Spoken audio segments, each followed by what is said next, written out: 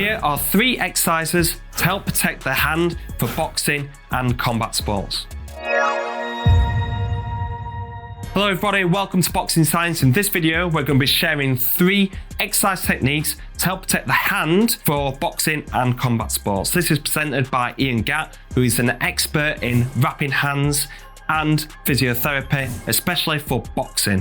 He's got a wealth of experience with GB boxing and with professional boxers such as Anthony Joshua, Joshua Buatsi, Ben Whittaker, and many more world champions. In this video, he's going to be sharing 3 exercise techniques that are going to be really easy and simple to do to warm up before any sort of training, any sparring, and also just doing it at home as well to try and relieve any kind of pain around the hands, around the knuckles, and also help prevent injury. Hi, I'm Ian Gatt, Head of Performance Services and Lead Physiotherapist at GB Boxing, also known as the Boxing Physio, and you might see me wrapping boxers' hands or in the corners looking after the cats. One of the things I understand is injury prevention, and although people are a bit pedantic about the words prevention, injury reduction, anything that you can do to try and help a boxer improve their training availability. What are we talking about here? Well, obviously, the injuries which are the bread and butter of boxing, which are the hands and the wrists. Of course, you can wrap your hands, which is one way of protection. We've got lots of resources in collaboration with Boxing Science, which you can go and have a look at. But something for sure to think about is, how do you warm up your hands? We think about warming up the body and the shoulders and the elbows sometimes. Give you something for the hands. And I've got 3 simple tools here. And I'm going to show you simple exercises which I like to give to boxers to really try and help the hands when they're not injured. Also, sometimes when they're injured, it's actually quite a nice little warm-up, little circuit you can do to help. What do we have here? Well, we've got a spiky ball. You can find it also as a reflex ball, different diameters, 5, 6, 7 centimeters, plus or minus, something which is comfortable. Now, what am I going to do with a spiky ball? Because a lot of boxers get sensitive knuckles, one of the things you can do is actually simply massaging it. And you can go as light as you want, as heavy as you want, as hard or light.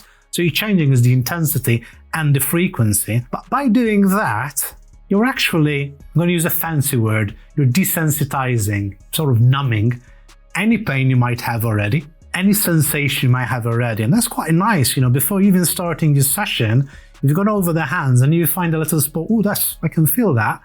You spend a bit of time on it, 20, 30 seconds, a bit more, up to you. That can go away and that can feel quite nice. Also, because you're massaging it, you're going to help a bit of circulation, particularly when you start hitting the winter months. So that's one, and obviously do it on both hands. Big shout out to Ian for sharing his expertise in this area, along with the collaboration that we're currently running between Boxing Science and Ian Gatt with the Cuts and Wraps course. The Cuts and Wraps course has been held in Sheffield in the UK and has been hugely popular, with both courses being sell-out events. Now we're going to be bringing this online, where you can access advanced techniques for professional boxing wraps, amateur competition boxing wraps, and also training wrap techniques. As well as this, Ian's going to be presenting the theory behind these techniques with a scientific underpinning of the benefits and practical applications.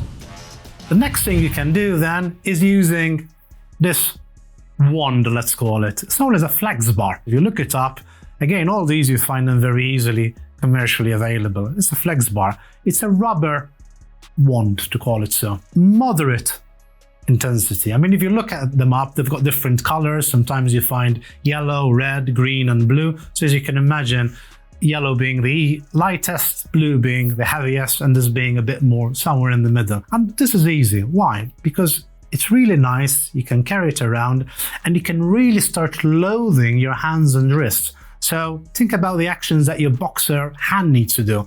Flexion with a closed fist.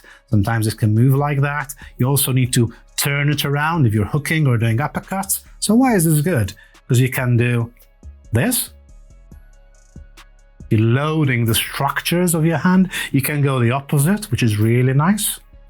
Okay, you can even do both hands at the same time if you want, and alternate like that. So that's one way of doing it.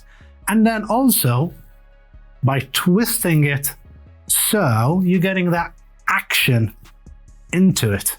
Also, because you do these actions, you can even straighten it so and do the opposite. So all we're doing is we're wringing this piece of rubber to start loading the hands, just to start getting those muscles a little bit working. And then something I really like, particularly for the knuckles, because that's where you get a lot of the injuries, and because the tendons pass over these knuckles and are held together by ligaments, you need something really to get them going. A simple bend like this, again, you decide the color, but yellow's nice and easy. You can put it over your hand so. Okay, I'm literally keeping the fingers together at the moment. Lock it, can put it to your hip. I'm opening it up, so what I'm doing there, I'm opening it up. By doing that, I'm really working these back muscles. I'm really loading these knuckles. You'd feel them. If you were working this, you'd feel them.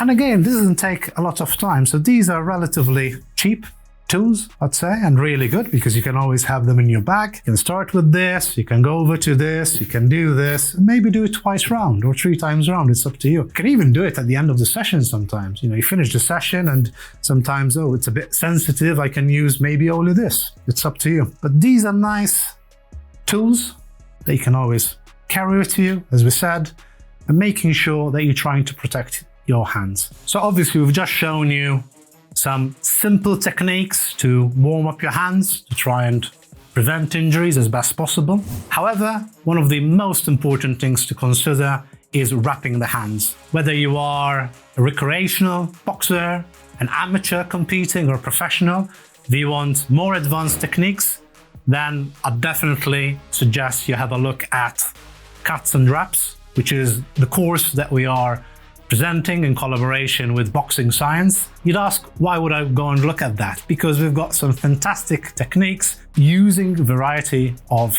equipment. And again, we go into the science of the areas we're protecting, which are the knuckles, the back of the hand, the thumb, and making sure you're doing it as effective as possible. So make sure to check out Cuts and Wraps. Okay guys, that's the end of the video.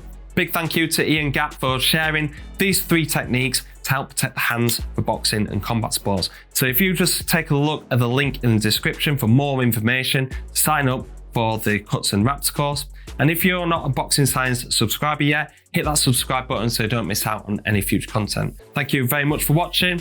Hopefully see you on the next video.